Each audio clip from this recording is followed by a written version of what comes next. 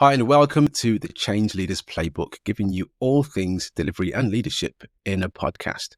Today, I'm joined by Kelly Rayduta, who is a seasoned marketing professional with a bunch of experience in the industry, in particular with SEO. Kelly's passionate about using her marketing to create a positive impact, and she also runs her own agency. Today, we're going to be covering a bunch of things, including what it means to build an authentic business relationship and much, much more. So stay tuned and welcome, Kelly. Hi. Hi, Claire. Thanks for having me. Great. Good to see you again. Would you like to maybe start by just giving us a bit of background about you, how you started your agency, how you got into marketing and SEO? Of course. Yeah. So how did I get into building an agency? So strangely, when I was at university, I always said I'd start my own business. I didn't really know what that looked like, but I remember having my first design technology lesson and I was like, it's going to be something around this. So what happened was I did uni and then I was like, actually, if I'm going to build a business, I probably need something to fall back on just in case. So actually trying to be a teacher and I loved teaching. Loved working with students and helping them to develop and grow, and I still have a lot of that now. So sort of kept those skills going. So then I was always going to do 2 years in teaching, but I'd started my masters. So I thought, actually, I need to get this masters finished. It was 3 years part time while I was working as a teacher. So then on my birthday, I was like, right, hand in my notice in. Going to be finishing at the end of this semester. And off I went. And back in the day, actually, it was more branding. But that sort of evolved into, looking at websites, got really into coding. And then it fell to a really sweet spot for us, which is how we've got into like SEO and Google Ads, which is like, what is it that moves the needle? So you've got this amazing all singing, all dancing website, or you've got this amazing brochure, but how are you getting it in front of the people that you want to work with, your dream clients? So that's how the journey unfolded, really. And that was 10 years ago now. And I don't really know where the time's gone. Well, so I suppose then your teaching background enabled you to think about how you could help people and educate people in branding and SEO as well. Yeah, and that's the part that I love about it, because I think especially in SEO, getting your keywords found on Google and with Google Ads, I think there's a lot of myths out there of, that we're waving a magic wand in the background and making these things happen, but actually it's really data driven. And actually, when you really get into it, I'm a bit of a geek. You can see the work that you're putting in and the impact it has. Obviously, there's always going to be a curveball where Google does an algorithm. But ultimately, the core message is that Google just wants the best pages at the top of Google that answer the queries very specifically. And I think as long as you do that and do that well, which I'm sure we'll get into during this call, then that's ultimately what matters. But through our journey, we teach people along the way. We're really transparent about what we're doing, why we're working on that. And that's really important. And yeah, I think my teaching background helps with that as well. Yeah, I reckon it does. So what would you say is the ultimate aim for your business, or Accentuate? We've got ambitious goals.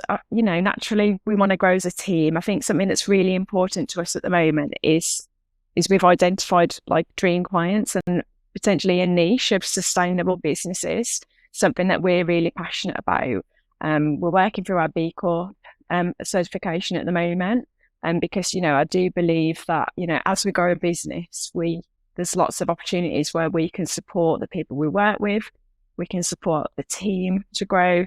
And that's really, really important. So I think as long as we stay in line with, treating our staff well, we want to be an organisation that people love to work for, giving them the space to grow as individuals as well. And we do that for our clients.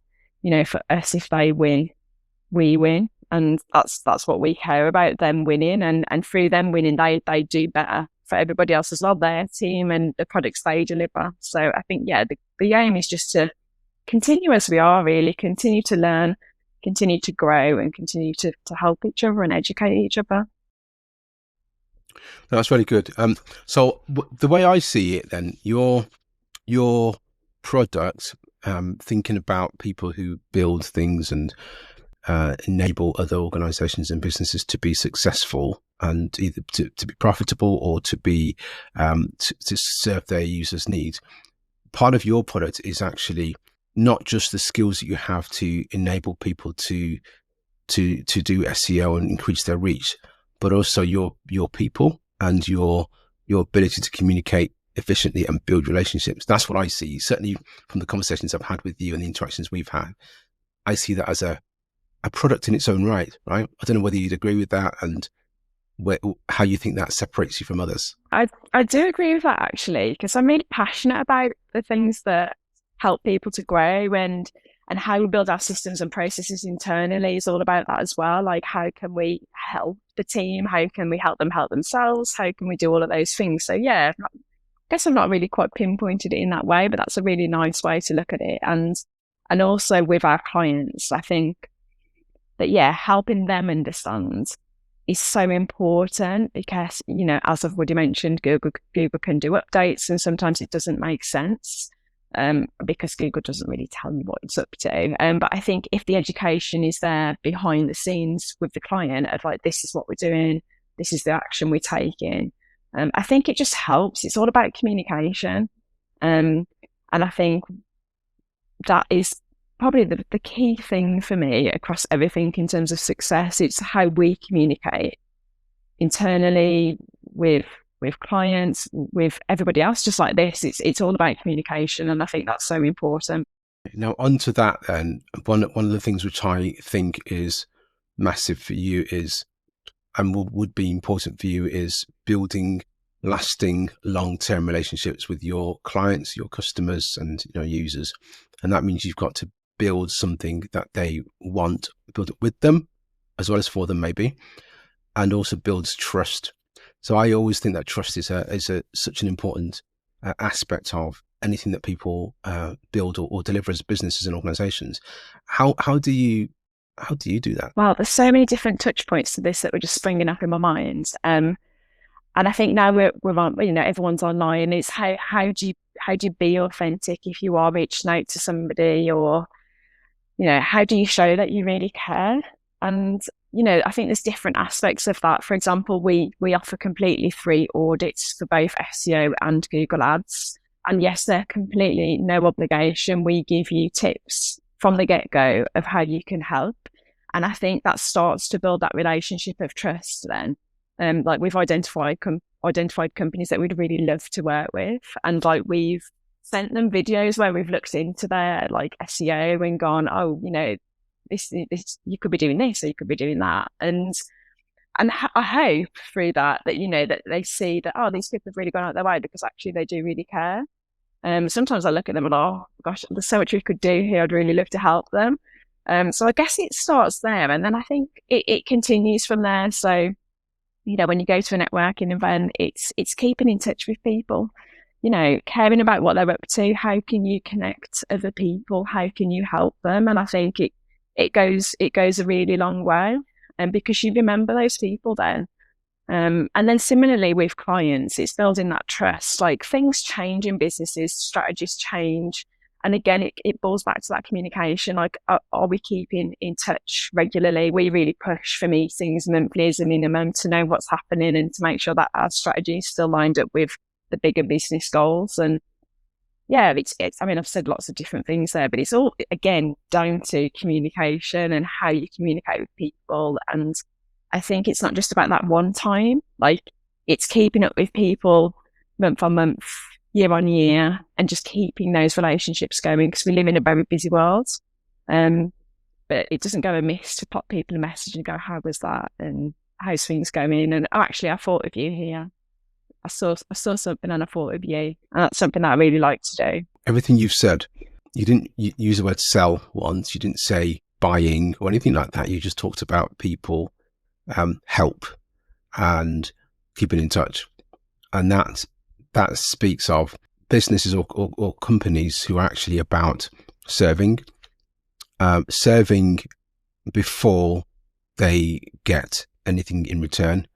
And that's probably a difficult way to think of a business, because we all want to land something and get the money ASAP.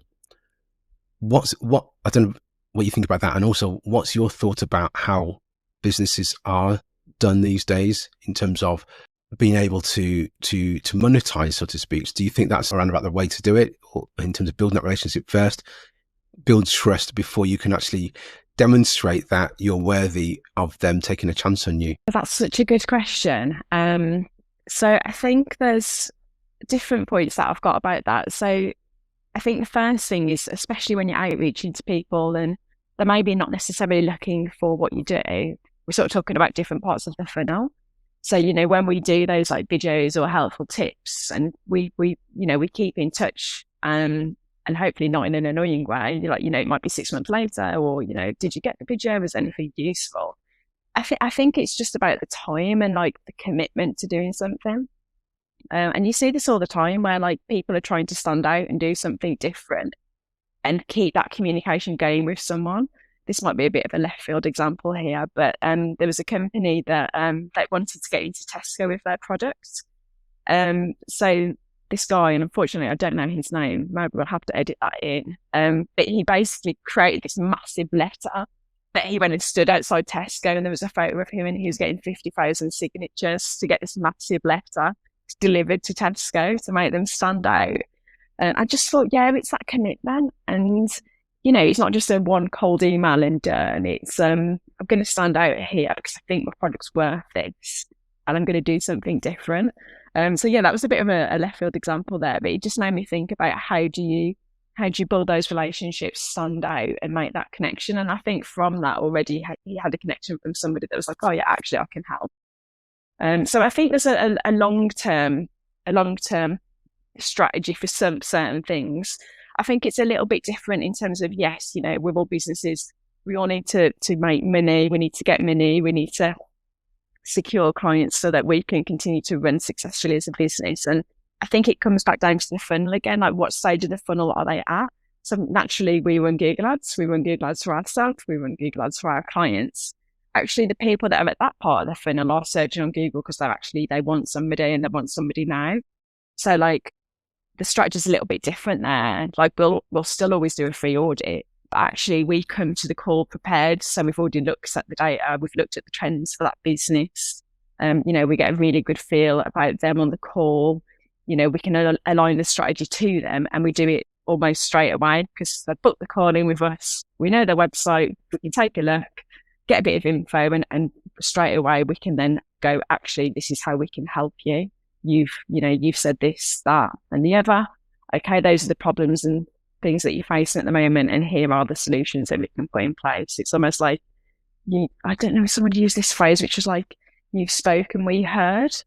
And I thought it was really interesting because I think that's the key part of showing your value as a company. Like you said that actually this was your specific problem.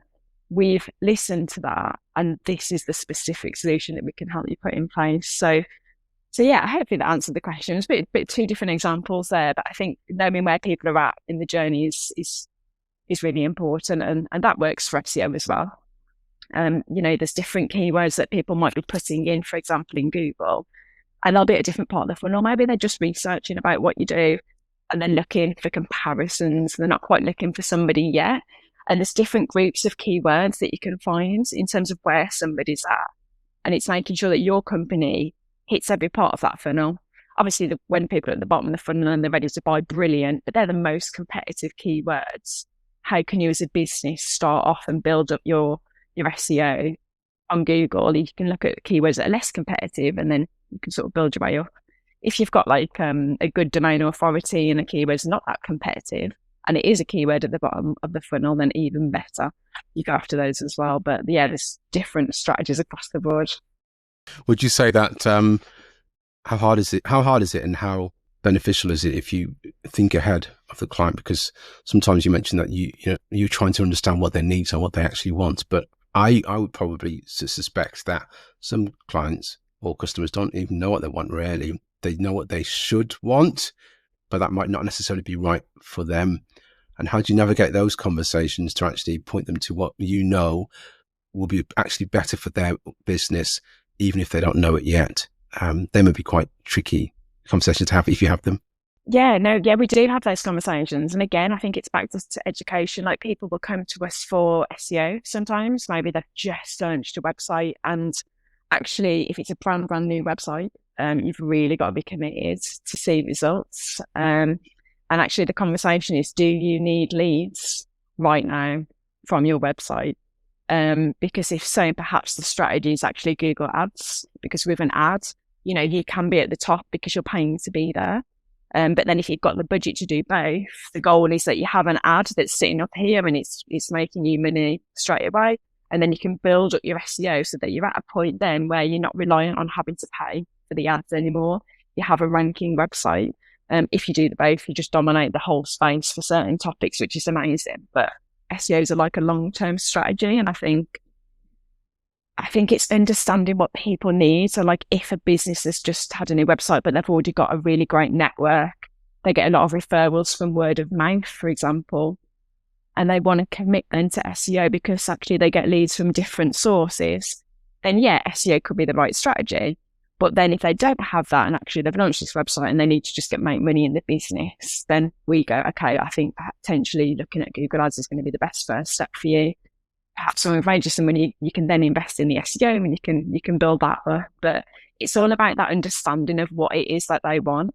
It might be that they need leads, they've got a product that they need to sell, or it might be brand awareness. It really does depend on the business. They just need more eyes looking at what it is they're doing. And because they've got, a really great product, it's sustainable, they believe it's going to make a real big difference. And once people know about it, that will help. So there's different campaigns and strategies depending on what people are trying to achieve. And yeah, it's getting to the bottom of that and understanding what is the best route. And yeah, to be fair, generally people agree and they're like, yeah, that makes complete sense. So yeah, we don't have too many difficult conversations. Do you know what? We talked about SEO, but I know that you've got some expertise in other slightly similar areas, and most people just think about the domain authority on a website and how do I get myself ranked and all that comes with it, which of course it's a very complex science, right? What else would you say people might not think is SEO but actually is? Because I think about video, for example, right? If I were to go into YouTube platform, for example, there is some elements of SEO involved in that to a degree, and keywords and all that sort of stuff. All things that I'm terrible at, by the way. But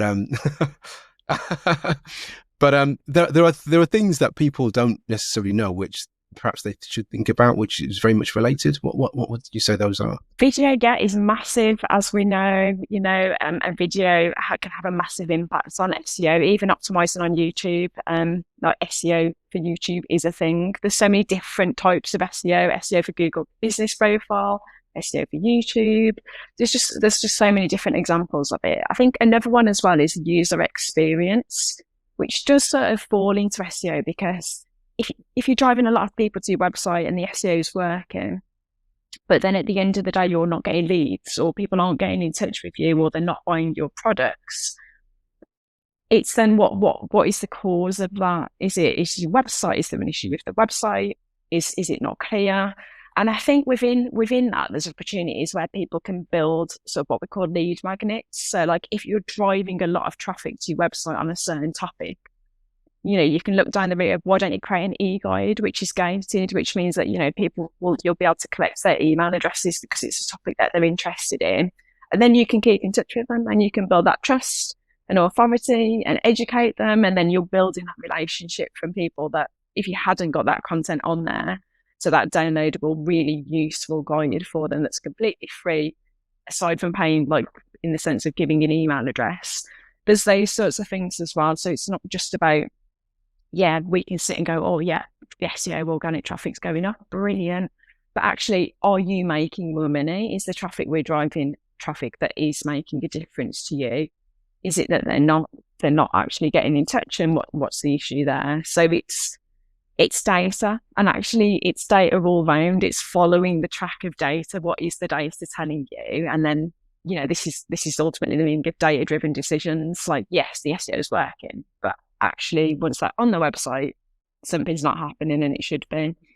So I think the data actually tells you all the different verticals of what you need to be looking at and addressing.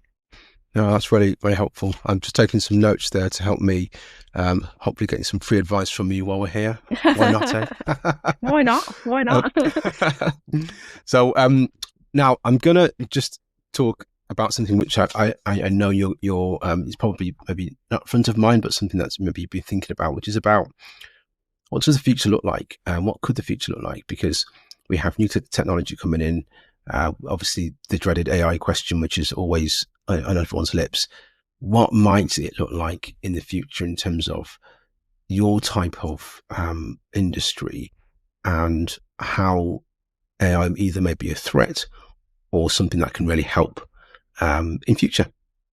Yeah, really good question. Yeah, the AI is really big one. So yeah, I think AI will brings lots of benefits to SEO. It can speed up processes in terms of like keyword research, and it can help you to create like a skeleton of content, I would say. I think the AI models now you can teach them, and you can actually teach them what's in your brain. And I think that's the key. And that's the experimenting that everybody's going for at this moment. Like, how do you teach it to know what you know? So there's like a big thing in SEO which is called EEAT, which stands for experience, expertise, authoritativeness. Can we struggle with that word? And trustworthiness.